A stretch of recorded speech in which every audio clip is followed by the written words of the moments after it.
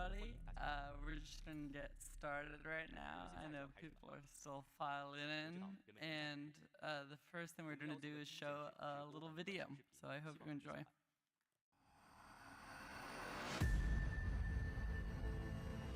It's 1964, and America stands at a crossroads in Southeast Asia. President Johnson is in the midst of a re-election campaign while attempting to grapple with a deteriorating situation in Vietnam. The South Vietnamese government appears increasingly weak and unstable as the Viet Cong are increasing the tempo of their attacks. As the president weighs his options, many of his top advisors convene in the basement of the Pentagon to play a series of war games. These were the Sigma War Games, a series of political military simulations that were played from 1962 to 1967. The games explored potential scenarios for America's deepening involvement in Southeast Asia, featuring prominent figures such as National Security Advisor McGeorge Bundy, Chairman of the Joint Chiefs of Staff Earl Wheeler, and Air Force General Curtis LeMay. The Sigma War Games provide a revealing glimpse into the paths not taken by the United States. These predictions proved to be strikingly accurate, as these war games projected the failure of America's bombing strategy and warned of a prolonged, costly quagmire, which would lead to severe domestic political repercussions. Despite these stark warnings, there is little evidence that the insights from the Sigma War Games influenced American policy in Vietnam. Why were these critical lessons ignored? Were they overlooked, dismissed, or deliberately concealed? This panel will delve into these questions and examine the game's impact, or lack thereof, on President Johnson's decisions. Join us for expert insights from H.R. McMaster, Mark Moyer, and Mai Elliott, moderated by Jacqueline Schneider, with introductory remarks by Jacob Gans. Okay, hello and welcome to today's event, To War or Not to War, Vietnam and the Sigma War Games. My name is Jacob Gans, and I'm the program manager here at the Hoover Institution's Wargaming and Crisis Simulation Initiative. We are thrilled to have you with us today for what promises to be an exciting discussion. We are honored to be joined by three distinguished experts on the Vietnam War and the Sigma War Games, H.R. McMaster, Mai Elliott, and Mark Moyer. Our moderator for today is Jacqueline Schneider, the director of the Hoover Institution's Wargaming and Crisis Simulation Initiative, and a leading authority on war games and their impact on U.S. foreign and defense policy. This is truly a full circle moment for me as I wrote my master's thesis on these very games. This event is designed to be informative, interactive, but most importantly, fun. You should have a button with you that has a picture of your chosen wargamer. Throughout the panel, we will pause to ask questions that will appear on the screen behind me. You can respond to these questions using your phone, giving you a chance to step into the shoes of these historic figures who faced difficult decisions in these games. Before we dive in, I'm going to provide a quick overview of the history of war games and the context of the Sigma series, as well as their significance to the Vietnam War. Thank you and enjoy the event. Modern war games first appeared in the early 19th century Prussia. Known as Kriegspiel, they were used by the Prussian army to test out new tactics during the various wars of the 1860s and 1870s. By 1884, wargaming had proliferated into the United States military, especially the U.S. Navy, which began to incorporate it into its training and planning. The breakout moment for war games came in the years before World War II, when the Naval War College used war games to determine how to fight a war with Japan in the Pacific. Admiral Chester Nimitz later remarked that nothing in the war surprised him, except for kamikaze tactics, because the conflict had been played out so thoroughly during these games. Wargaming boomed during the Cold War, driven by innovations at think tanks like the RAND Corporation.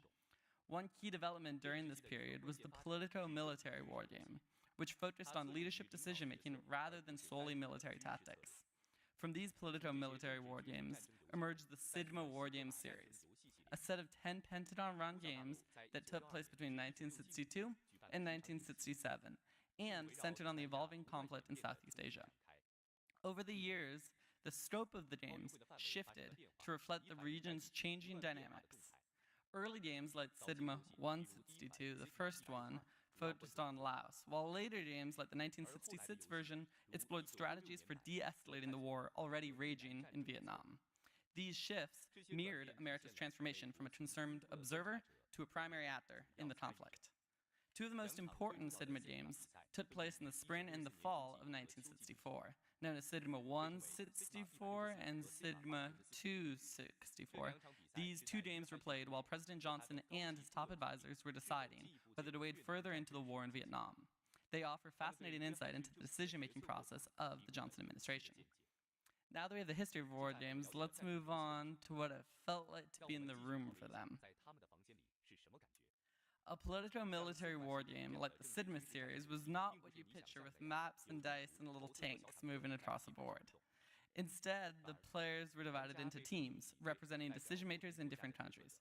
For example, in the first Sigma war game of 1964, there were three teams: blue, representing the United States and South Vietnam, red, representing North Vietnam and the Viet Cong, and yellow, representing Communist China. Later games, the second Sigma war games of 1964, dropped the yellow team and focused on just blue and red. Once the teams were formed, they were presented with an initial scenario that described the challenges that they faced. They were then asked to respond as their respective governments. Teams communicated strategy through game messages, detailing their military and political actions. Lastly, a control team of experts would assess each team's moves, update the scenario, and prompt a new round of responses. The timeline within the game was usually 2 to 4 months. At the end of each game, all participants gathered for a discussion of the outcomes. Some of the most memorable moments of the games occurred during these sessions. For instance, when one participant, likely Air Force General Curtis LeMay, who some of you may have as your button, famously stated that the U.S. should bomb North Vietnam into the Stone Age. You'll be able to experience some of these dilemmas throughout this event as we pause for the poll questions. Now let's set the scene of what was happening in Vietnam in April of 1964, before the first Sigma war game of that year was played. By that time, the situation in America's ally at South Vietnam had sharply deteriorated. President Johnson, who'd only recently taken office after President Kennedy's assassination and was focused on his own re-election campaign, described how the conditions had unquestionably grown worse, specifically weaknesses in security, morale, and political effectiveness. This was the challenging reality that the players of Sigma 164 confronted. Finally, let's introduce some of these key players. What set the Sigma series apart was the direct participation of high-level decision-makers from across the administration. These include notable figures such as National Security Advisor George Bundy, the hawkish Chief of Staff of the Air Force, Curtis LeMay, CIA Director John McCone, and Chairman of the Joint Chiefs of Staff, Earl Wheeler. This impressive lineup of officials demonstrated the administration's initial interest in these games, and their presence suggested the possibility that the lessons taken from these games could potentially be applied to American policy. The Sigma war games displayed an almost clairvoyant accuracy in predicting key events of American escalation. They forecasted that a major U.S. bombing campaign would begin in the early spring of 1965, remarkably close to when it actually was launched during Operation Rolling Thunder on March 2nd, 1965. The games also anticipated that American Marines would land at Da Nang on February 26th, 1965, just days before they actually arrived on March 8th. More ominously, the games predicted that America would not be able to contain the limited war that they wanted to fight. Instead, they predicted that the U.S. would be forced into a protracted quagmire, with over 500,000 U.S. troops eventually deployed and massive domestic protests opposing the war. These predictions proved to be uncannily accurate. Despite the accuracy of these games, the lessons from the Sigma war games were ultimately not reflected in American policy decisions. The rest of our event will explore why. Now that we've covered the history of war games, the deteriorating situation in Vietnam, and how it felt to play in these games, I'll turn this event over to our esteemed panel. Thank you for joining us today, and I hope you enjoy the insightful discussions and interactive questions we'll be engaging with throughout the event. Thank you.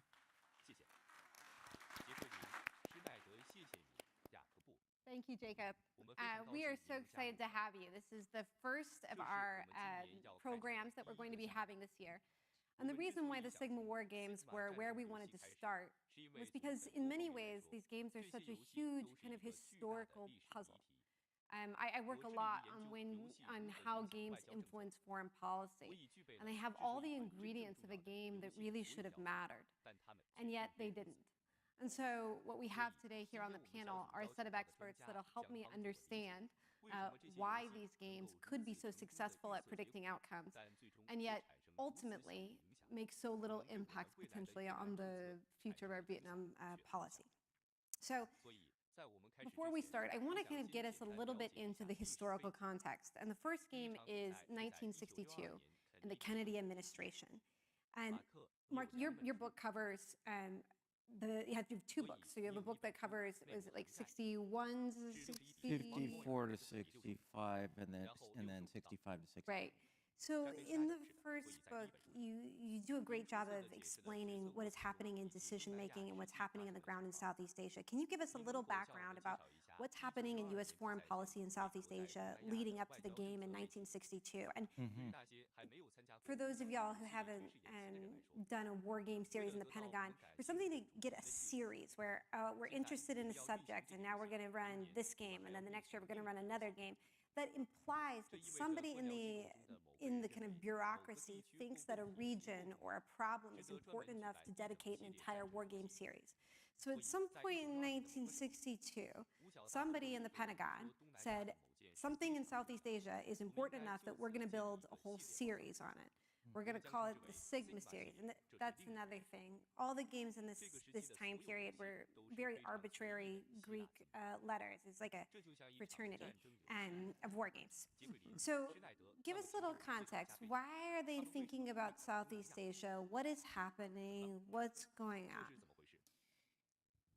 Yes, well, I think for those who may not be that familiar, it's worth going just briefly to how we got there, starting in 1945 when France returns. At the end of the war, the Viet Minh, Vietnamese Communist organization, is trying to take control. They go to war in 1946. And the U.S. is fairly hands-off until you get to 1950. And that's because you have, well, two things happen. The Chinese Civil War ends, and so suddenly the Truman administration is panicked about what's going on in Asia. Huge countries lost, and then the Korean War starts. So there's now this great fear that we have to contain communism in Asia. So the U.S. starts supporting the French. The war goes till 1954. The U.S. does not intervene directly, but it weighs in with some threats and ultimately leads to the division of Vietnam in 1954. And then Vietnam's largely at peace until 1960 when the Vietnamese communists who are controlling the north decide to initiate an armed rebellion. And the end of 1960, you have the North Vietnamese moving into Laos to take control of what becomes the Ho Chi Minh Trail. And so when President Eisenhower leaves, he tells Kennedy that Laos is perhaps the most important place in the world right now.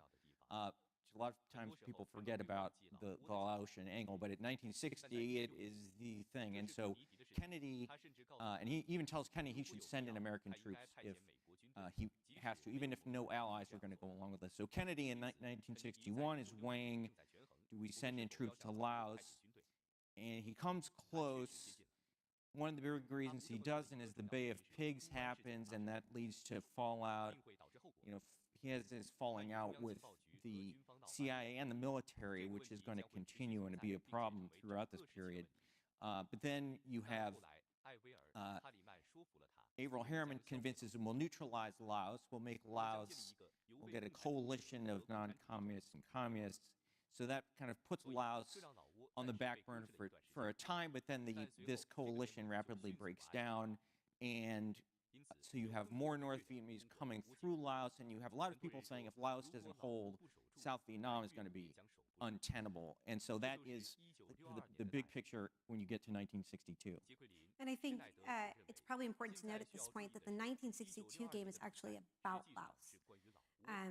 So we always think of these Sigma games as Vietnam games, but the 62 game is not that. The 62 game is the focus on Laos.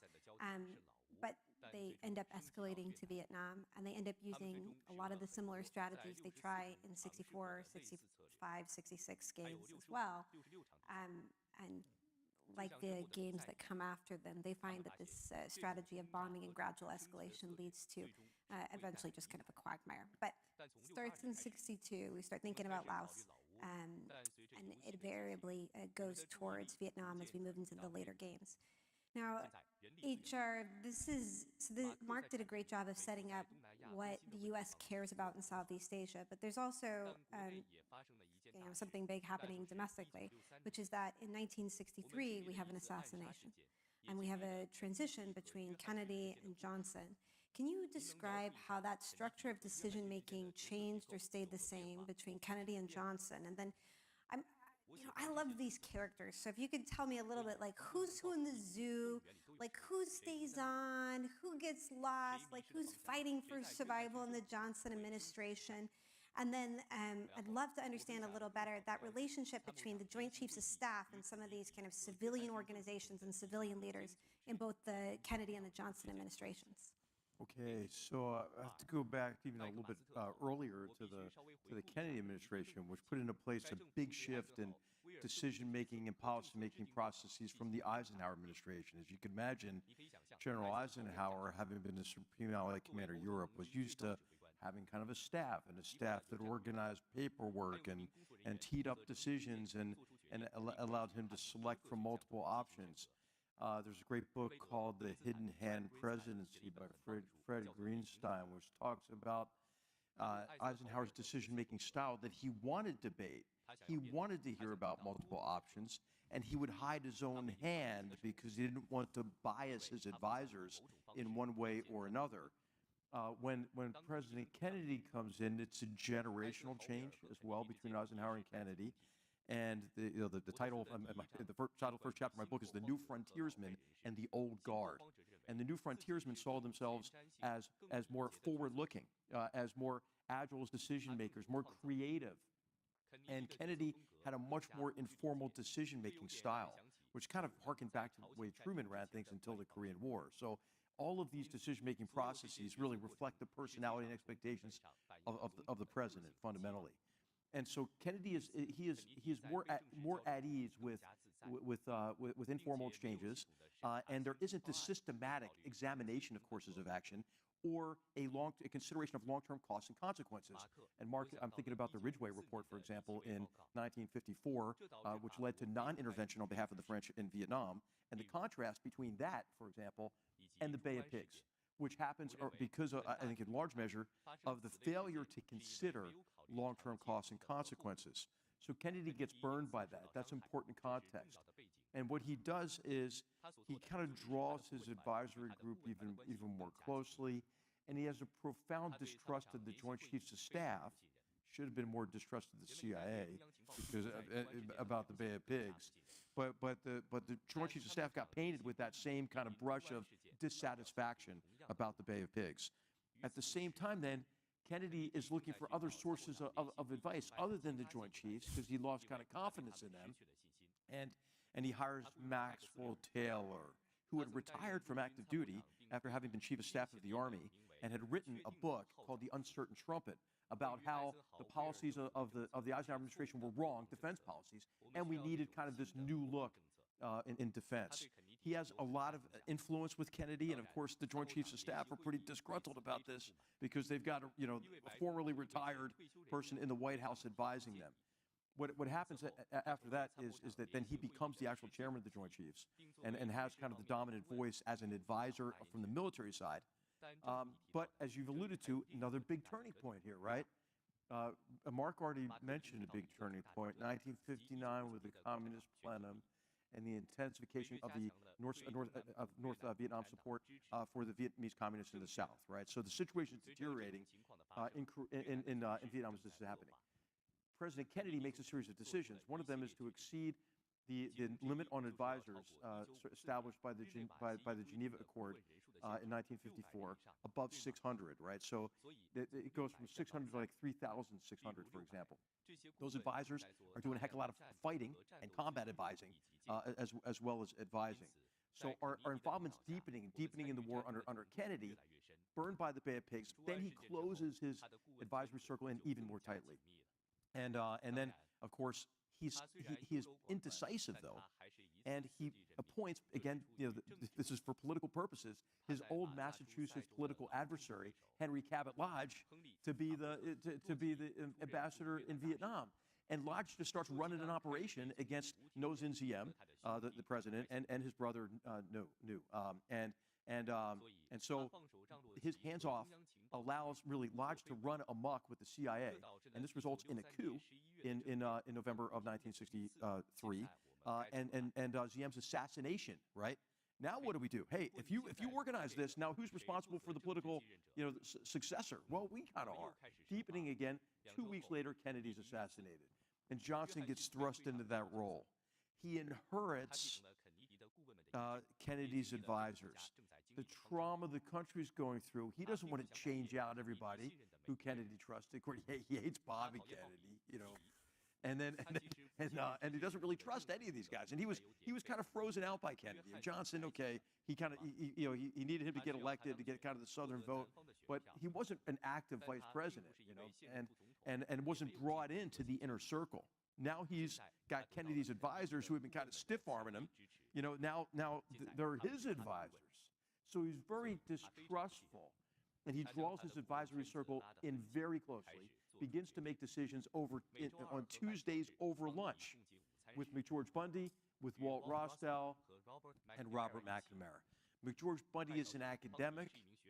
He is sort of, I think takes kind of a lawyerly approach to courses of action, doesn't really advocate for any course of action or another, but he also doesn't really force or encourage the president to consider multiple options. Walt Rostow is not a very aggressive person either. He's a sort of a solid caretaker, Secretary of State. Mark, jump in on any of these personalities. But the person who appears to be supremely confident, Robert McNamara. He's the man. He's got an answer for everything. Everything's with him is boiled down to being very quantitative. He and the whiz kids who he's brought in, the civilians in the Department of Defense, have a lot of confidence in their own abilities. I mean, one of them says, hey, I don't know what the hell there is in a military career that prepares you any better for strategy or strategy making than a graduate of the Harvard Business School. So these are the dynamics.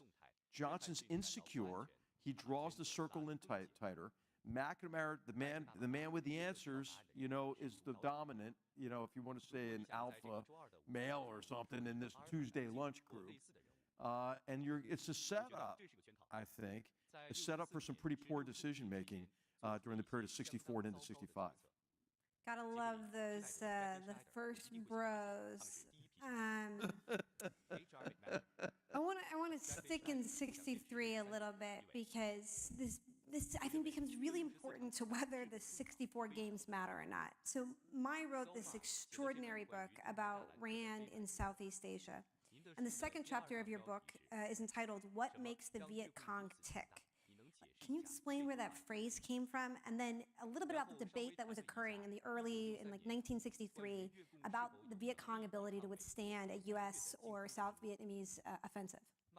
As the United States, even under Kennedy, got even more deeply into Vietnam, Vietnam became a national security crisis.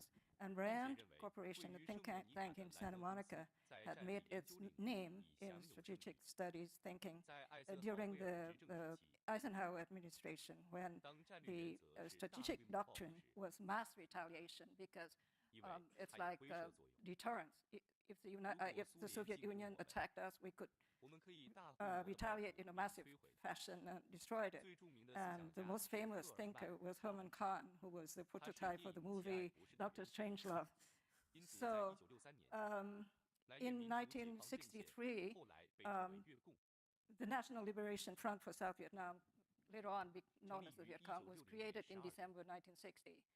And at that time, the Soviet Union and China in particular were espousing limited wars of national liberation, insurgencies, subversive warfare, because they believed that was a way to fight the Western Bloc, the United States, without triggering a nuclear warfare, limited war. So Kennedy and Maxwell Taylor thought the theory, the doctrine of massive retaliation was too inflexible because the United States had to find a way to find this brushfire war without escalating to a nuclear warfare, which would be mutually destructive for the United States and China and in particular the Soviet Union. So limited warfare became the strategy of the Kennedy administration.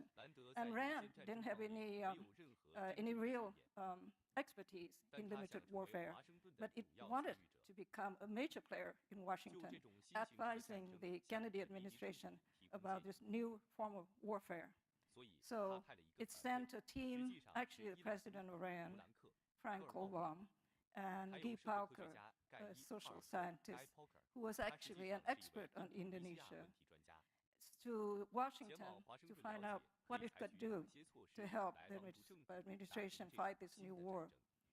So they went to see various people, and they went to see William Sullivan, who was then the chairman of the Inter-Task Force Agency, which was trying to come up with options for President Johnson, who had not settled yet on a strategy or course of action for South Vietnam. So according to Sullivan, they looked at options from going in all out, win, or not going in at all, but anything in between. So he had a list of questions, and one of the questions was, what makes the Viet Cong tick? And so they asked Sullivan, they said, who asked this question? And the answer was McNamara. He was very interested in knowing more about the enemy he was fighting in South Vietnam.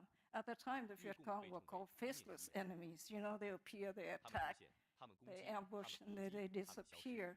Nobody knew much about them. So he wanted to know who were the Viet Cong, who were the South Vietnamese who joined the guerrillas and fought the Saigon government with so much tenacity, because the Americans were increasing aid to Diem, President Diem, and the war was getting more violent, and yes, the Viet Cong were growing. So he wanted to know the answer. So Rand then sent a team to Vietnam and to do research. And the best sources of information were the Viet Cong defectors and Viet Congs who had been captured. So they would go around the country and talk to these people. And after they did about 145 interviews, they decided that they had enough data to present the findings in Washington. So their conclusion was that the United States was facing a formidable enemy in the Viet Cong, because the Viet Cong were highly motivated. They felt that they were fighting another occupier. You know, the Americans thought of themselves as good guys coming in to help the South Vietnamese, but the insurgents were viewing them as they call them the new colonialists, who were replacing the French to dominate Vietnam. So they believed that they should fight these new imperialists and throw them out along with the Saigon government, which they called the puppets.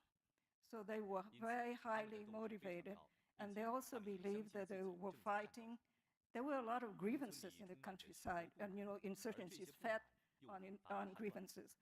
So they found out that the peasants were very unhappy with the Saigon government, and the Viet Cong believed that they were fighting for what they call the just cause, which is to bring social justice, economic equality, reunify the country, because Vietnam was divided at the 17th parallel in 1954, and reunify the country under a government that would bring social justice, economic equality, to give land to the peasants, because there were a lot of peasants who didn't have land. So they really believed in what they call a just cause. So the picture they painted was that this is a very strong enemy, very cohesive, very motivated enemy, and that what they call the steel structure of the insurgency were these veterans of the war against the French, who are now leading the fight against another foreign occupier. So they presented the results in Saigon, and they presented the results at the Pentagon to John McNaughton, who was then Assistant Secretary of Defense for International Security Affairs for McNamara, and McNamara had appointed him to deal with Vietnam. So they presented the results to John McNaughton, and John McNaughton, according to the people who were present at the briefing, said that, gentlemen, if what you told me were true, we are fighting on the wrong side in South Vietnam, the side that's going to win this war. So I think that the results of the findings were not followed because by that time, the United States had decided to intervene directly in South Vietnam. The Gulf of Tonkin had happened. The Tonkin Gulf Resolution had been passed, and there had been a retaliatory airstrike against North Vietnam, and the United States was already embarked on the policy of intervention, direct intervention. So I think that the results just show that, yeah, the United States was going to have a tough road ahead, but, you know, we committed. Our credibility is already on the line. We should just press ahead. So I want to bring up a few names that you mentioned there because they end up mattering. McNaughton ends up playing the red team for I think both Sigma 164 and Sigma 264. William Sullivan plays the red team for Sigma 164. You also, in the book, you mentioned Harry Rowan, who also plays. The reason all of these this RAND study is so interesting for the Sigma games is that a lot of the players that either commissioned the work or were briefed the work actually played the red team. So they are inputting into the game their insights from this study. And they also become very influential to how the control team adjudicates how the Viet Cong are able to withstand the blue team kind of bombing actions. So there's this interesting relationship between a report, which is, you point out in your book, ends up not being briefed until really these decisions about what the U.S. wants to do in Vietnam. It's actually late, right? Like it's like a good academic paper. It's well-researched and comes out a little late. But it influences these individuals that play in the game. And I think it does have an input into how Sigma 64, both the Sigma 64 series end up unfolding. So it's an interesting kind of way all these things interact.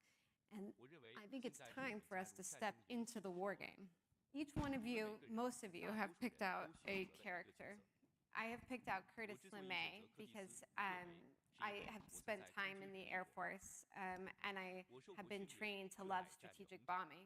So I like to bomb all things to the Stone Age. It sort of reminds me of Mark Clodfelder's book, Beneficial Bombing. Have you read that? Anybody? Great. He's like, hey, it's really good for you, the bombing. But some of you may have not picked LeMay. Some of you may not believe in bombing people back to the Stone Age. So we also have Earl Wheeler, who Mark is wearing, as well as McCone, who is a CIA director, and McGeorge Bundy. And as we've heard, McGeorge Bundy was a Harvard man. So if you you want to hang out with someone who has a compound that they summer in, and you would pick McGeorge Bundy. Okay, so you guys we're giving you clues about these people as we're going through the panel. You're hearing a little bit more about who they are, what their motivations are, and how their beliefs evolve over this game series. So I want you to take that and really become Bundy, become LeMay. I don't think we're allowed to smoke in here, but as you answer these questions. So you are now being introduced to the first kind of question that you're going to need to answer. So it's July 22nd, 1964. America's concerned about losing the international battle for good press against the communists. To make matters worse, Ho Chi Minh just flew to New York wearing a simple peasant costume, addressed the delegates in fluent English. With pictures in a disarmingly impressive manner, the benign-looking old gentleman painted a sordid picture of mangled civilian corpses, women and children who had fallen victim to U.S. terror bombing. Millions were impressed and shocked, although it was evident to some that the pictures were in some cases rigged and faked. So we've got the game is introducing you to info ops a la 1964. Okay, so now it's your turn to play. You are the character that you're wearing. And if you go to that QR code, Jacob is he's under 30 and knows how to use all technology. Use your phone to get on the QR code, and then you're going to choose your next move in the game based on the player that you had. So you can either go to the United Nations and refute his claims, ignore his visit and downplay America's involvement, or send President Johnson to South Vietnam on a press tour. So we'll give you guys a few minutes, but I'd love to hear from the panelists. Mark, what would you do? And this is a scenario that the players were presented with in the Sigma I-64, the first Sigma 164. Well, I am in general sympathy with General Wheeler. And one thing that Sigma process kind of sweeps under the rug is at this very moment you have bitter debate between the Joint Chiefs of Staff and many of the civilians over the bombing of North Vietnam. And this question of sort of public relations is interesting. It gets a lot of play in Sigma. That's not really what they're thinking about. They're mostly thinking about how is this going to influence North Vietnam. And you have the Joint Chiefs saying we've got to hit them hard and hit them right away. You have a lot of civilians based on people like McNamara, Bundy, Rusk, who have read these academic theorists that HR was mentioning. They've bought into these ideas of game theory that we're going to send a signal. Who is the academic theorist that they're talking about? Because Mai has kind of... Yeah, it's Herman Collins. I think Thomas Schelling. Thomas Schelling is the most influential, and so he has this idea, and this supposedly is confirmed by the Cuban Missile Crisis, although it is actually, in my opinion, not, because we didn't really understand what happened. But the idea is you send a signal, and this is all based on this a priori theorizing. He's an economist, and so rather than using history or experience, let's do this. Now, partly they're not using history because this is supposed to be for nuclear war, and there's not an actual nuclear war we can look to. But they're saying, in this hypothetical situation, North Vietnamese are rational actors. We send a signal. We know they will respond rationally. They will realize, okay, let's back off. Whereas the Joint Chiefs are saying that's not how people are. That's not how they respond. If you want to send them a message, you hit them as hard as you can. So I haven't brought this up yet, but it is the elephant in the room. These three are historians. I'm a political scientist. What does that mean? That means that these critiques you have of Schelling are apostasy. Like, you can't do that, right? Yes, I'm a historian. This is bad for me. But these ideas that Schelling is espousing in books, that arms of influence, these strategies of conflict, they end up influencing not just McNamara and this early generation of civilians, but actually, if you're a political scientist in the room, you've read it, right? Like if you have gone to professional military education, you have read some Schelling. So it's interesting how influential he becomes in these decisions about Vietnam, but then we can really see the thread of Schelling all the way through to today and the influence that he has on American decisions about crisis management and deterrence. Brody too, probably. Yes. Yeah. Absolutely. So looks like the consensus in the room is we are going to the United Nations to directly refute Ho Chi Minh's claims. We are not ignoring him. All right, so that moves us into the actual Sigma series. So we're now into 1964. And okay, two things as the non-historian in the room, just to put it out there. One, oh my gosh, the dates in 1964 really matter.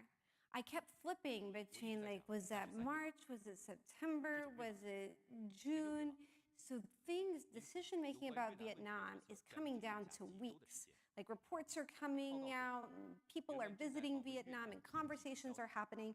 And as somebody who's trying to piece the history back together, that year becomes, these dates are really, really important. So I want to go through the timeline a little. The other thing that, as a non-historian, boy, sometimes these characters felt like a Russian, like a Dostoevsky novel. like I needed to have a list that I needed to keep going back to because they keep coming up and changing kind of their position when it comes to Vietnam. So in 1964, if I needed to, draw a line that showed kind of McNair would be easy, but other characters like McNaughton, it's hard for me to understand some of his beliefs as they change through 1964 and get these different inputs. So on that, Mark introduce us to what's happening in Vietnam in the spring of 1964. So you guys, Sigma 1 1964 is run in April 1960, in April. And then they decide it's so important that they run it again in September. It's the first time in the series that they do 2 in 1 year. So they run that one in September, which means that the outbrief, so if you're playing in April, that means the outbrief is in May. If you're playing in September, the outbrief is in October or so. So what's changing between April and September? Why do those months matter? Well, and it's worth keeping in mind, this has been a great point of debate among historians. I think it's pretty clear now that the military situation nosedives at the end of 1963 after President Diem is assassinated. And it's confused. You mentioned people who changed their views. So David Halberstam and Neil Sheehan, I think, exemplify this because they actually support this coup in 1963, and they think the war needs to be won. Now, when it becomes unpopular, they change, and then they try to rewrite the history. But we know, by all indications, the war falls apart because what happens after the coup is they purge many of the military leaders, they disband this strategic Hamlet program that they've set up and disarm the members. And so, and the North Vietnamese, we also know, recognize this, and they're pushing hard. So things are getting worse pretty rapidly in early 1964, and you actually see another coup in end of January because the existing government's so bad, but it continues to get worse under this new government. And so Lyndon Johnson, you might think he's just simply thinking about what his strategy is going to be, but he's actually... Yeah, because he's got an election in November, yeah, so right? the election is actually what he's thinking the most If about. he's a rational actor, his primary motivation is winning election in November 1964. Yeah, right? so Okay. now so his primary objective is keep Vietnam out of the newspapers. So he'll send more aid, but we don't want it blowing up. And it's very clear from all the internal records that he knew war was likely, but he wanted to keep it from happening until after the election. So what really kind of throws him off are the Tonkin Gulf incidents in August of 1964, which we now know one of them may not have happened, but anyway, it appears this attack on the high seas, so Johnson has to respond with what's a very small, limited response. And this is, again, where this game theory and limited war theory comes in. The McNamara and Rusk are telling him, and Bundy, little dose of force that'll send the right message, whereas the Joint Chiefs are saying to whack them hard. Johnson, again, and at this point, he is, as HR described, he's really in awe of McNamara. So whatever McNamara says goes, basically. So they do this little pinprick, and then we now know, not know the time, but then it sends the opposite message to the North Vietnamese. They interpret this as American weakness, so they're going to intensify even more. But so you have this sort of fairly steady downward trend as you approach the end of the year, and we're ultimately at the end of the year. The North Vietnamese, as soon as Johnson wins his election, they are going to go for broke in 1965. So when I started looking into the Sigma games, I was I probably still am, a Vietnam amateur, right, dilettante. And I thought, well, okay, there's a debate happening. The debate is escalate, not escalate. The debate is strategic bombing, not strategic bombing. This is not true. The debate is far more complicated than bombing, not bombing, except for LeMay. Like, LeMay is the easy one. LeMay is the only one who's having that debate. Everybody else is having a lot more complicated of a conversation about what should happen in Vietnam. And he makes everybody feel uncomfortable, so which is why they get him out of the picture. They're talking about like sending him on a world tour. Can we just send him on a world tour? Will he be the ambassador to Portugal? Will he take that? I mean, it's like, they're, yeah. I just can't wait. Gotta love the Air Force. So can you do us a favor, explain these big debates that are happening, and then, especially the Rostow thesis, like people cite that as the reason why they did Sigma 264, like as set up as a validation war game. I'm not sure if that's true or not, but can you explain, like, what are these debates? What are they debating? What are the options that are on the table? Well, I'll just say the whole thing is bounded by what Mark already talked about, which is the president's preoccupation with getting elected in his own right in 1964. Right, this is an accidental president who came into power because his predecessor was assassinated. So he really feels a drive to get elected in his own right. But then also, he is then later preoccupied with passing the Great Society legislation in 1965. As Mark alluded to, he sees Vietnam principally as a danger to those goals. So what he wants are options that allows him to escape what could be a controversial decision to either go to war in Vietnam or to withdraw. And so the president's advisors in this period of time give him what he wants. They developed a strategy of graduated pressure, which rested on the Rostow thesis that a power that is supporting an insurgency can be dissuaded from providing that support through the threat of force that is communicated by measured, limited bombing in this case, or actually covert activity that had been initiated in January of 1964 under Op Plan 34A. So these limited military actions can convince the actor. And this is where I think the debate really doesn't ever really happen, Jackie, because, John McNaughton, he might have been taken with the RAND study and thought, wow, this is going to be a lot harder than everybody thinks. And that should have forced a decision. Well, okay, either we have to fight harder and more resolute manner with more resources, or we should withdraw, or just remain in an advisory effort. But instead, what he says is, well, it doesn't matter whether we win or lose. What we have to be seen is as the good doctor. And he writes a good doctor memo in 1964. And he argues that we don't, if we lose in Vietnam, it's okay as long as we get bloodied. He uses that term. We just need to get bloodied so we can convince the world that, we did our best, but like a good doctor who tried to treat a patient with an intractable disease, it's not our fault. And so this is kind of, I think this is a pretty cynical way to look at war, and it is actually inconsistent with the nature of war, and then the Rostow thesis, of course, is invalidated in Sigma 2, but it doesn't have any appreciable impact because that's not the answer that Lyndon Johnson wants, and so George Bundy, got my button on right here, he says at this period of time, the Sigma results were too pessimistic. And then he also says that, that what we should do is obfuscate as to what our objective is in Vietnam, right? So remember again, this is talking yourself out of winning, right? And we have the same problem today, I should say, with the mantra of de-escalation and everything else. And, we want to manage wars. We want a responsible end. That doesn't really work in war because each side tries to outdo the other. And the death, the prospect of death and killing, that unleashes a psychological dynamic that defies, this kind of, systems analysis, McNamara type approach to things. And this is what they're not sensitive to. But George Bundy says it's better not to have an objective in Vietnam because then if we don't accomplish that objective, it will, quote, give the president more flexibility in the domestic political arena.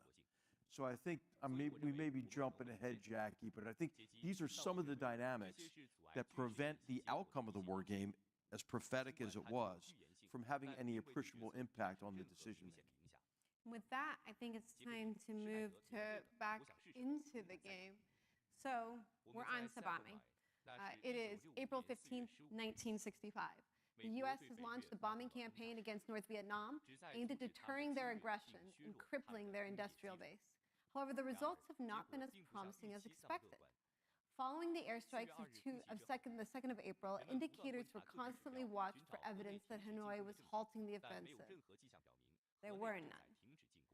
On the contrary, Viet Cong activity within South Vietnam immediately increased, and from its dormant position, the Pathet Lao suddenly came alive. That leads you to your next decision-making moment. So how do you respond to the lack of success from your initial bombing campaign against North Vietnam? Do you scale back, cease the bombing campaign, and look for political options? Do you bomb more, double down on the current strategy? Do you escalate by intensifying the campaign by targeting city and mining harbors? And while y'all are doing that, Mai, I wanted to turn to you because one of the debates that we're kind of encapsulating in this vignette from Sigma 264 is the question of the role of air power in Vietnam. And RAND is intimately tied to kind of how the US Air Force has built its ideology of air power. And so it's interested from your perspective, how was the Air Force thinking about air power in Vietnam? And then what inputs did RAND have in how that thinking evolved during that time period? Okay, so once the United States got very deeply involved in Vietnam, then the question became, how do we win this war? So the first RAND study was about finding how strong the Viet Cong were, their strengths. Now the question is, where are they vulnerable? You know, how do we hit them and make them and defeat them? So RAND reoriented its study to how to make American operations, in particular air power, more effective. So there's an analyst at RAND by the name of Leon Gouret who proposed to study the effect of American operations in Vietnam, in particular air power. And he said that air power was very powerful because it could do several things. It could turn the Viet Cong from, as he put it, hunters into hunted. Because, and then air power could hamper their movements. Air power could kill a lot of them. Air power could weaken their morale. Air power could destroy their will to fight and erode their faith in victory. At the same time, air power could drive the people who were living in the Viet Cong control areas to the government areas so that they would be controlled by the government.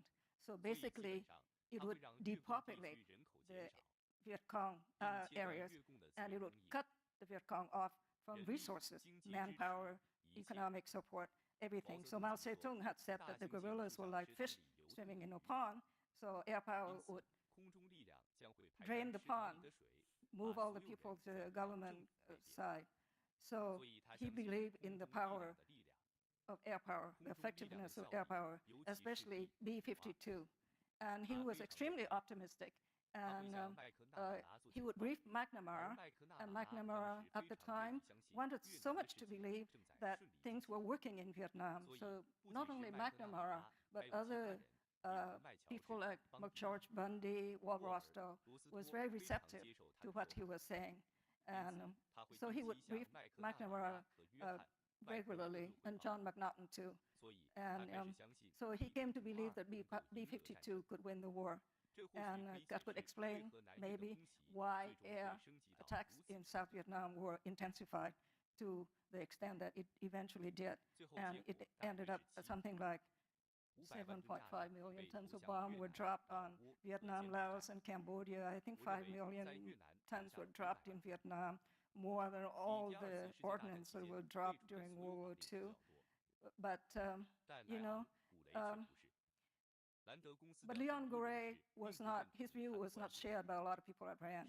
In fact, a lot of people were very unhappy with his conclusion, and especially his conclusion that air power, you could use air power with impunity, because while the first team of RAND researchers said that air power, killing innocent people with artillery and bombing would anger the population, and they would join the Viet Cong in anger. So bombing would create more Viet Cong. And Leon Gouret said, oh, no, that's not the case. When you bomb the villagers, they don't blame us. they blamed the Viet Cong for being there and bringing the planes in. So we could bomb with impunity. It could achieve all these things, and it would not make more Viet Cong. So some people around were very unhappy with this, and they said, well, you are advocating a license to kill, and that's not in our value. And it would create a lot of popular anger, and it would create more Viet Cong. So not everybody believed in it. And they also said that the bombing of Germany in World War II didn't actually stiffen the morale of the people. And it's happened in North Vietnam too. Air power didn't break the will to fight or the morale of the people there. They just felt that, oh my gosh, now they're bombing us. We better fight to the death because of we know we should fight to save our country, our families, ourselves. So I want to take a little bit of moderator's my imperative to spend a little bit more time on the Air Force. We'll blame the Air Force for more things.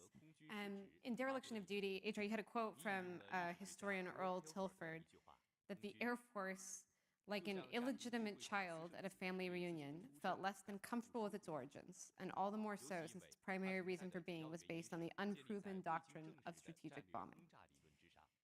And Mai very nicely laid out some of these debates and these strong beliefs that were happening in the Vietnam time period. So how do you think the Air Force's need to kind of secure air power missions affected the decisions about Vietnam and how the Sigma Games were received? And then how do you think inter-service rivalry, we talk a lot about, your book talks a lot about JCS versus the civilians, but there's inter-service rivalry that's occurring as well. How did that affect both the way in which these games were received, but also in how Vietnam decision-making progressed? Okay, so it's not just all in the Air Force, right? I mean, I think a lot of this thinking about service parochialism, I mean, that was across all of the services. I think maybe with the exception of the Army, because the Army relies so much on the other services and it needed all these joint capabilities. But, you know, under Curtis LeMay and then under General McConnell later, the emphasis was almost exclusively on air power and against North Vietnam in particular. I mean, of course, there was bombing in the South and against the Vietnamese communists in the South, but it was mainly to coerce North Vietnam under the kind of theory of strategic bombing. But to be fair to the Air Force, as that air campaign was executed, it was nothing like the strategic bombing campaign that Curtis LeMay would have wanted, you know, or McConnell. And in fact, it was based on really this unproven theory, right, that you can communicate with bombing, right, and you can communicate your resolve, and you can coerce the other, you know, by the prospect of more bombing later if you don't alter your behavior. And so in around this period of time, William Bundy, who was he the cousin, I think? Brother. Brother. Must have been fun Thanksgiving. Brother of McGeorge Bundy. At the compound. Again, and another attorney writing these memos because they tend to look at things in a legalistic way. And I think attorneys sometimes, and present companies accepted here, but for sure, if you're an attorney, you know, they think if they write it like in a memo, it's like reality, you know, and so he writes this memo in 1964, talking about establishing a common law pattern of bombing against the North. So you might think, okay, what the heck is that? What is a common law pattern of bombing? And what he's referring to is the reasonable man in English common law. And he actually makes the argument that Ho Chi Minh, like the reasonable man in English common law, will behave in a certain way, again, discounting, you know, the ideology, the emotion that drives and constrains the adversary, not thinking about the adversary. So that was on a civilian and military failure of not thinking this through.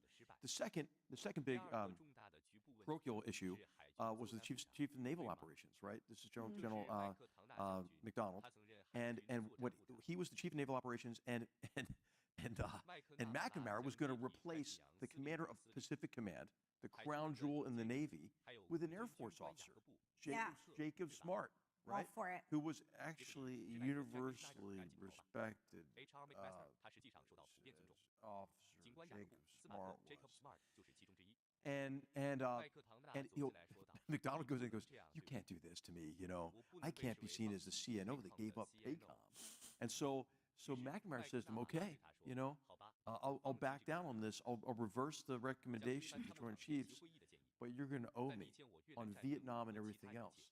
And it's McDonald who writes or says in his oral history, we should have pounded the table about this because we knew the strategy would fail.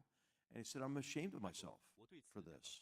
The Marine Corps, Admiral Wallace Green, General Wallace Green,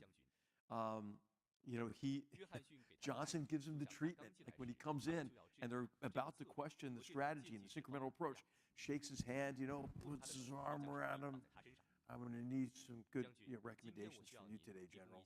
And had made the promise to him that if he goes along with Johnson on this strategy of graduated pressure, they'll get a 3rd Marine Division, right? They'll expand the Marine Corps by a 3rd.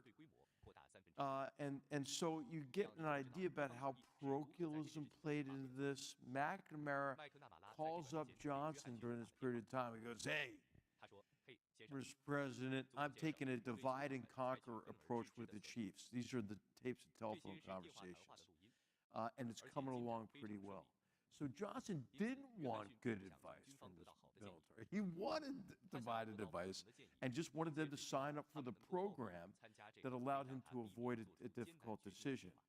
So, this is why we have Goldwater Nichols to a certain extent.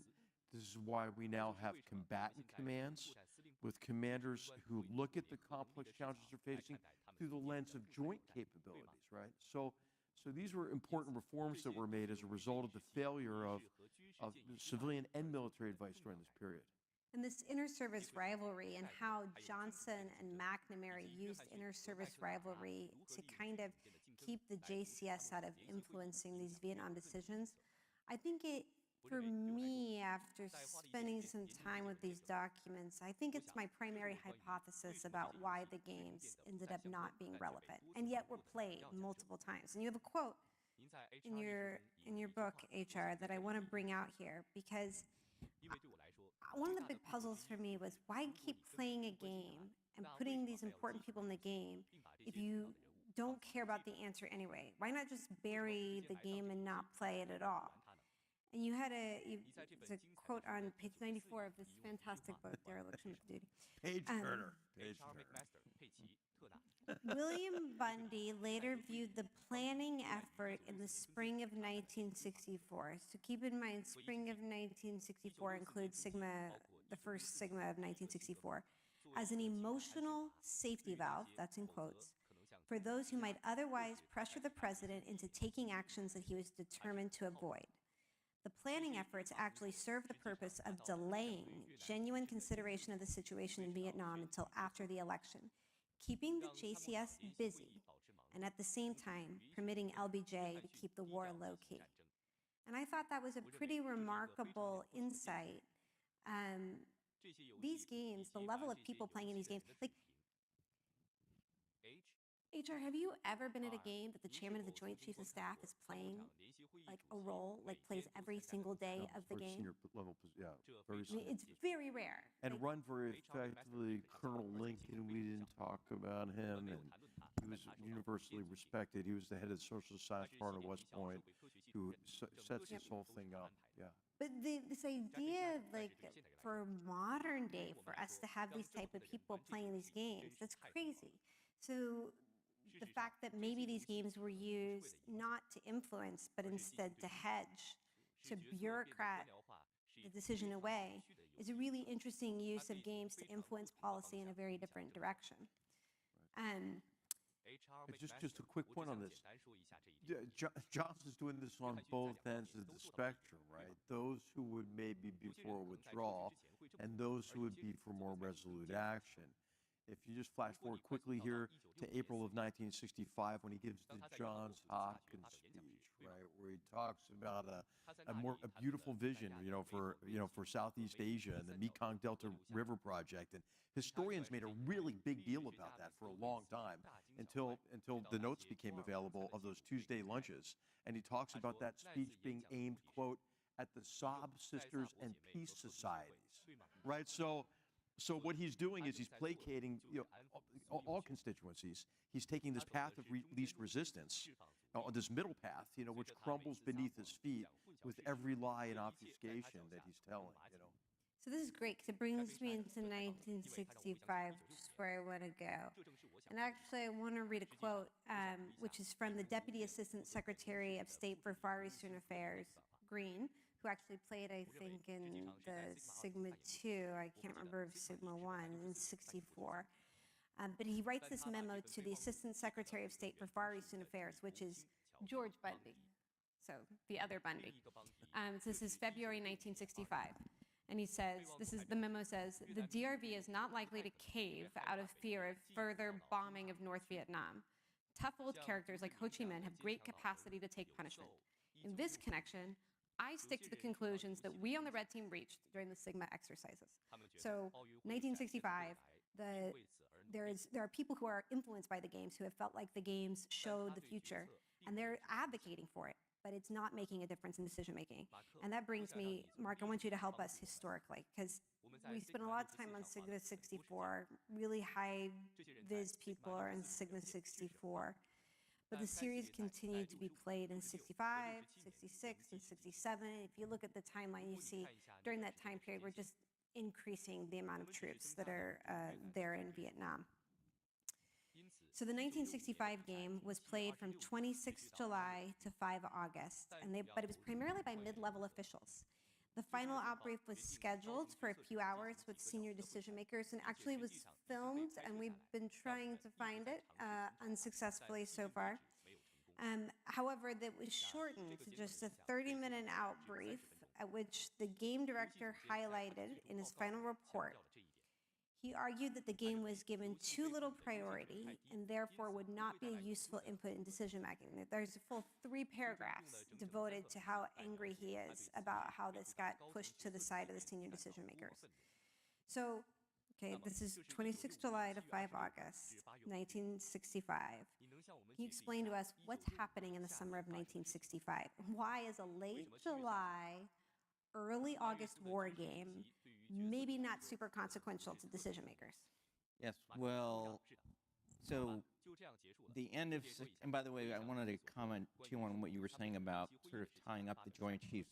There's a lengthy history of Johnson and McNamara using all sorts of devious tricks, and HR, I think, was the first really in dereliction of duty to bring this out, and he, General Green, who was the Marine Corps Commandant, his papers got leaked, and HR was the first to, and so that's helped us understand just how devious McNamara, and at the end of 64, right before the election, the Joint Chiefs are furious because there's a bombing, and McNamara goes to them and says, well, after the election, we're going to go clobber China like you guys want, and then after the election, he doesn't do anything of the kind. So McNamara's consistently being devious and deceitful to try to cover things up. And also, if you look at Sigma mostly is looking at graduated pressure option, not the heavy bombing. And so this question of does graduated pressure versus the heavy blow work better, that will be a running theme throughout the war. And the closest we actually get to resolving it, I think, is 72, when they bomb full bore and the North Vietnamese agree to peace finally after everything else didn't work. But as far as 65, so early 65, the United States does not yet realize that a big invasion is on the way. So after the election, North Vietnamese send their first entire division into South Vietnam. And so this war is already becoming a conventional war. There's a lot of misperception later that this is still a guerrilla war. It's not primarily. You have big battles with 1,000 people getting killed. And so not really till April does the administration figure out, because they start to detect these big North Vietnamese units in the South through prisoner interrogations.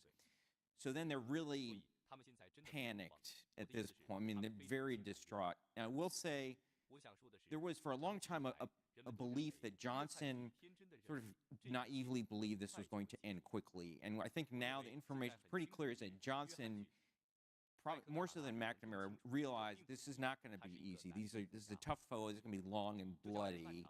And I'm going to lose political support over this. Then leads you to the question of, then why didn't you just leave? Well, the answer to that, I think, is that the consequences of leaving are even worse. Now, another thing that's interesting they didn't include in this was the broader Southeast Asia picture. Most people this time are saying dominoes are going to fall, and that's ultimately the rationale for why the U.S. goes in. If Vietnam falls, you're going to lose Indonesia, Thailand, Malaya, maybe Japan. And so Johnson thinks this war is going to be awful, but it's going to be even worse because a lot of people are saying you're going to lose basically East Asia.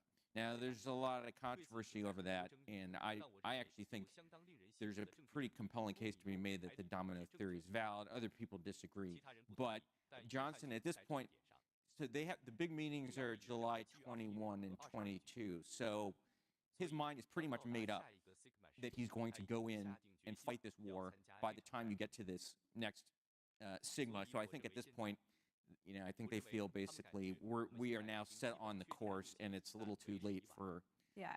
So it wasn't like they were all like just happened to be busy that day. It's like, why waste an hour and a half of our afternoon when we already know the decision's going to be? Yes, and it gets announced in July 28th publicly. So that brings us to our final moment of the game, which is the troops. So we're on to escalation. It's Monday, July 26, 1965. 3 months since your last decision about U.S. strategy in Vietnam. The situation in South Vietnam appears to be going badly, as the Viet Cong forces are having it pretty much their own way, particularly in the northern area. Your team proposes to introduce large numbers of additional U.S. forces in South Vietnam. About 250,000 men are considered necessary. Their mission would be to secure U.S. bases and to engage in active counterinsurgency combat operations against the Viet Cong. They would not engage in pacification. Rather, they would seek out and render ineffective the Viet Cong units now allowed to operate unimpeded. Now you need to make a decision as a member of the blue team, how you respond to this proposal. Are you going to approve and send in 250,000 troops for the mission as described, reject it and cancel the deployment, or escalate, double the troop deployment to 500,000 and launch an invasion?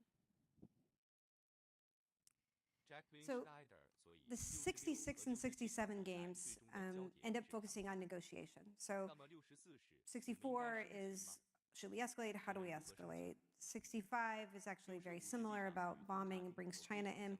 But 66 and 67 are trying to figure out how we bring them to the table and get the heck out of Dodge. What's happening in Vietnam?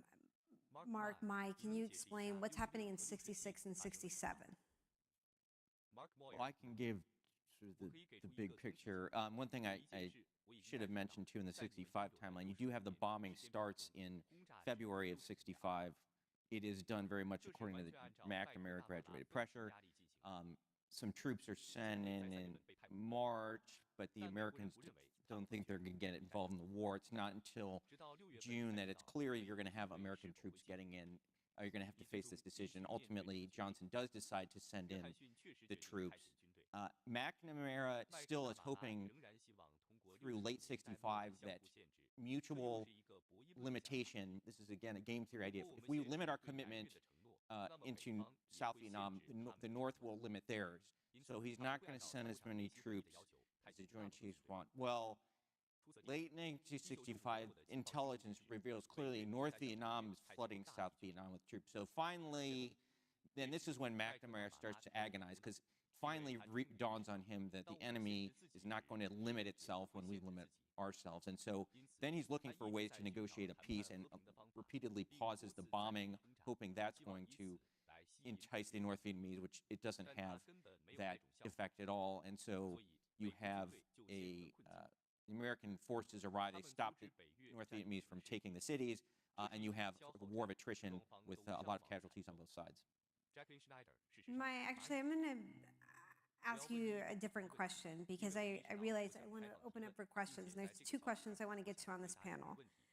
And maybe these questions are actually for all three of you, so they kind of shorter answers about your thoughts summing up.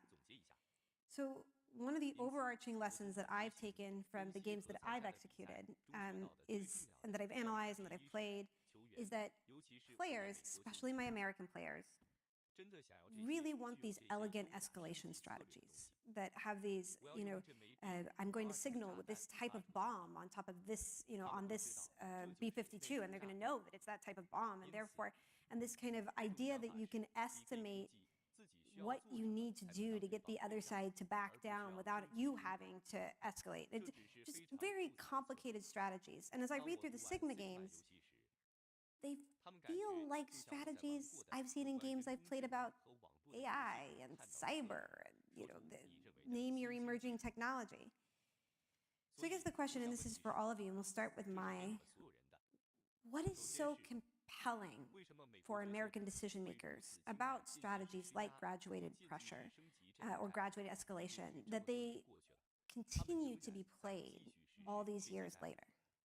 I think the graduated response appeal to the Americans because basically, according to Schelling, the origin thinker of the strategy, is that in a war, the side that has the most credible force, the most credible threat, has an advantage.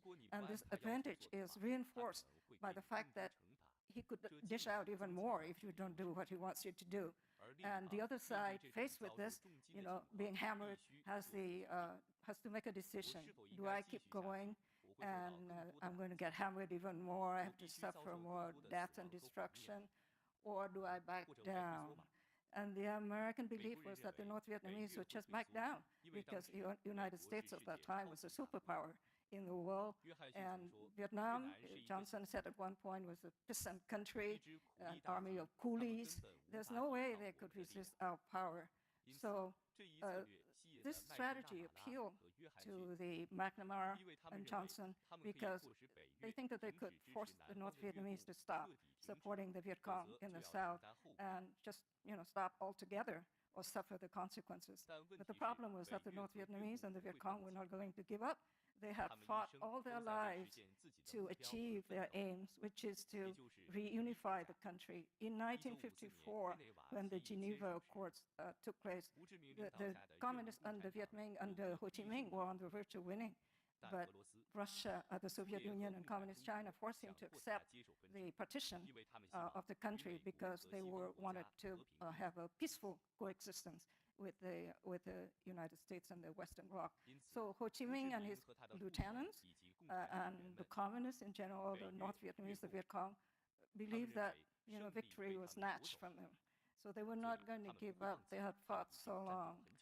And Ho Chi Minh knew that there was no way he could defeat the United States because the United States was just too strong. But he told his people, just fight until the Americans got tired and leave. And then the puppet government, the Saigon government, would fall, and then the war would be over. So he knew that Americans would eventually tire of this war because Vietnam was not really important as national interest to the United States. Vietnam was only important because the United States thought it was fighting a proxy of Communist China, which was using North Vietnam to expand to Vietnam, Laos, Cambodia, and eventually to other countries. So, and he was right because in 1970 or 72, when Nixon had a rapprochement with China, that undercut the rationale for fighting in Vietnam. And, the war eventually, the United States eventually got out. But Ho Chi Minh knew that he would just have to keep fighting because the time would come when this would happen. And that's the history of Vietnam, which the Americans didn't know about, is that Vietnam was occupied many times by China, by France, and the Vietnamese would fight. They fought protracted wars. They fought guerrilla warfare because they were weak. That was the only tactic they could use, and waited for the enemies to either, like in China, things happened. China fell apart and had to withdraw. Or in the case of the French, Algeria was becoming a more dominant issue, and the French people were getting tired of the war too. So Ho Chi Minh knew time was on his side. And he had the support of China and the Soviet Union, and he knew they could keep supplying him with what he needed for the war. So he was not going to give up. So I think the Americans misread the situation. Well, I mean, you're talking about Vietnam, but I feel like you could replace Vietnam with a whole slew of other conflicts that we have tried to use some form of graduated escalation and limited war, and often underestimated the will of the countries that we're fighting. One word answer, final question for all three of you.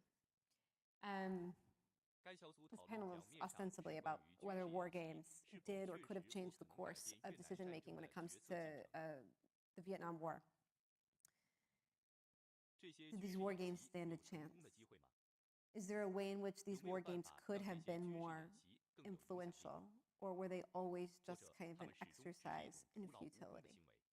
Mark. Can I say a few words? You can say a small few words. I think they would have been much more useful if they'd explored more options. And one, intensified bombing, and another thing we didn't really get to, but invading North Vietnam is a big option that would have changed the dynamics a lot. That would take a lot more to explain, but I think it would have been more useful if there had been more options. Okay. I think that I really don't know what the assumptions were of these war. I only looked at the conclusions because that's what interested me. But I think that, again, the assumptions have to be more realistic because, like sticking with war games, you assume that the North Vietnamese were rational. You pummel them, and they're going to say, oh my gosh, we can't fight the United States, and we negotiate. And negotiate means surrendering because negotiate on the terms favorable to the United States, on the terms dictated by the United States.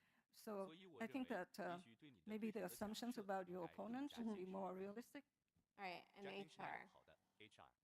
I would say yes, it can have an impact, but it depends on the president. The president can get the advice that he or she wants, based on their predilections, their character, and so forth. All right, now I want to open up for question and answer. So we have a roaming mic. You guys want to raise your hand, and we will open up for questions. Just curious, I'm very happy to have so many historians, and wondered, are there any lessons from the Vietnam conflict that you would take in looking at today's situation in either Ukraine or Gaza? It doesn't have to be lessons for the U.S., but just for, for the parties involved. God, how long do you have, man? Yes. Yes. I mean, when I listen to the mantra of de-escalation today, I think it's Robert McNamara's throwing his voice, right? And there's this idea that, we should have a ceasefire, right, and then get to a political settlement. When in history has there been a favorable political settlement to a war that does not reflect the military realities on the ground? We have neglected history, right? We have, I would just say that, it goes back to Clausewitz's observation that the first duty of the statesman is to not try to turn war into something alien to its nature. That's what we did in Afghanistan, remember? Afghanistan, we kept saying, oh, there's no military solution here. Well, the Taliban came up with one, right? Or that we need to come up with a good political outcome. In Gaza, before Israel destroys Hamas, hey, it's Hamas who says they want to destroy Israel and kill all the Jews. I mean, does that get you on a path to a two-state solution? I don't think so. So I just think, I think that it's really important to understand history, and I think that these sort of social science theories, that so many have imbibed in, and who are now in our government, I think leads them to try to turn war into something alien to its very nature. And in war, each side tries to outdo the other. And winning in war requires convincing your enemy that your enemy's been defeated. There's not really kind of a nifty way to do that, I feel better now. Thank you for asking that question. I'm sorry to go. Let's go ahead and move to another question so that we can get some more. Thanks very much. I was wondering if you could put the decisions of 1964-65 that you've been talking about into a broader context, which must have been the context that decision makers were thinking about. Communist China wins in 1949. There's the Korean War. But then there's the Malayan emergency during the 1950s, where the communist insurgent there was communist insurgency in Thailand and Indonesia. Wouldn't have these issues and the broader, as they perceived it at the time, sounds a bit anachronistic to talk about it now, but as they perceived it, the broader threat of Southeast Asia becoming communist being the main issue, not just the details of Indochina or specifically Vietnam. It wasn't just about Vietnam. It was about defeating communism in Southeast Asia. And that's what the domino theory is basically refers to Southeast Asia. It can be applied more broadly, but that was the overarching rationale. And I spent a lot of time, because what some people do is they say, well, 1975, when Vietnam falls, you don't have all the dominoes falling. Well, that's largely true, although Cambodia falls and Khmer Rouge murders a few million people. But in 1965, the world's a vastly different place. China is on the same side as North Vietnam in 65. So is the Soviet Union, although they're fighting each other. And Indonesia is considered the most important country in Vietnam. And I've written at length about how the Indonesians are telling Americans in 1965, if Vietnam falls, you're going to lose Asia. And in October of 1965, Sukarno, the pro-communist leader, tries to wipe out his military leadership, and they fight back and destroy the Communist Party. And there's a lot of evidence to indicate that this is actually influenced by Vietnam. So, I argue in some sense the U.S. does achieve the broader strategic objective of saving Southeast Asia, which of course has implications for today because Indonesia and Thailand, Malaya, Philippines, etc., Japan are big allies in the region. Yes. I think the interesting thing about the war game is that most of the war games in the Sigma series assume, domino theory is not tested, it is assumed. The 62 game, and we don't have the 63 game, by the way. The 63 game was scheduled to be run on Halloween of 1963, so October 31st. And in November, we have 2 assassinations. And so, for whatever reason, we can't find the 63 game. But the 62 game gets at this question a little bit and tries to look at kind of how U.S. foreign policy in Laos affects other areas in the region. But it becomes an assumption in the later games. And so instead of testing them, it becomes like the motivation behind why you're doing the action. And I think that's interesting in terms of kind of game design and how games are influenced, their outcomes are influenced by the assumptions and the theories in which we create the game themselves. I think that in that period you're right, because as U.S. president, you look down, you see all these unstable countries, corrupt, poor, ripe for the picking by the communists if they use subversion, warfare to nibble, taking one country after another in a domino fashion, and pretty soon the United States and Europe would be surrounded. So when you look at that, Vietnam looked like in a bigger context that it was, especially if you believe that China was behind it, and China was using a proxy to win in Vietnam and then expand to the rest of Southeast Asia. I think you would look at Vietnam in a different context. You're right. Yeah, I agree. We have time for one last question. Seems to me this is a perfect example of what HR would call strategic narcissism, and Neil Ferguson would say a lack of understanding of the contingency of history. Because sitting in Washington doing these war games, no one even thought about the fact that Indonesia might suddenly turn strongly anti-communist after a really bloody, awful internal event. No one would have foreseen that Vietnam today would become the strongest opponent of China.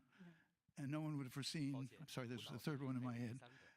What I'm thinking about the fact is Lee Kuan Yew believes the United States saved Southeast Asia and Singapore by buying 10 years for the Sino-Soviet split for the Vietnamese-Chinese split and for Indonesia to turn peaceful in Southeast Asia. And no war game can capture that kind of prediction about the future, especially if it believes that everything's going to be affected by how many bombs the Americans drop on Vietnam. Sorry. That's a speech, not a... What do you think of that? There's the question. Hey, I'll just say quickly, because I've been critical of George Bundy, but George Bundy actually, what the rest of that quotation, when I talked about really not having a clear objective, he said that what we could then say is our objective wasn't to win in Vietnam, but to buy time for other Southeast Asian countries to develop their own democracies and to become bulwarks against communism. So this idea was in the minds of some of the critical policymakers and advisors at that time. And Lee Kuan Yew is a fantastic perspective that he has. I'm familiar with that. I mean, it's worth reading. It's worth reading his long format interview with him and Dr. Kissinger and I forget his name, the former ambassador, U.S. ambassador to India. Anyway, no, I can't remember. Yeah, Blackwell. So Blackwell and Kissinger did this long format interview with Lee Kuan Yew, very late in his life, Lee Kuan Yew's life, and it's retrospective on Vietnam and then on the U.S.-China relationship and so forth. And I think I'm going to use that as the segue to say, why do we care about war games? What is their purpose?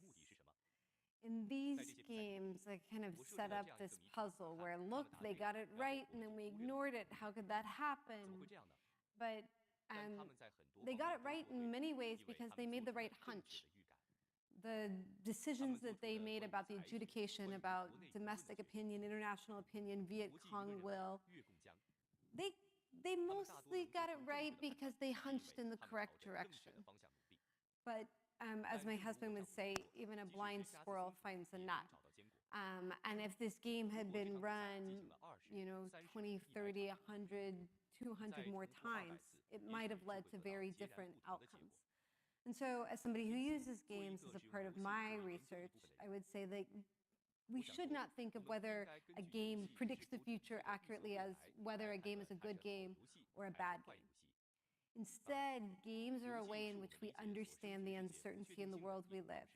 And as historians and political scientists, looking at games from a historical point of view, they help us understand the reasoning behind decisions and the beliefs that people bring into the important questions of the day.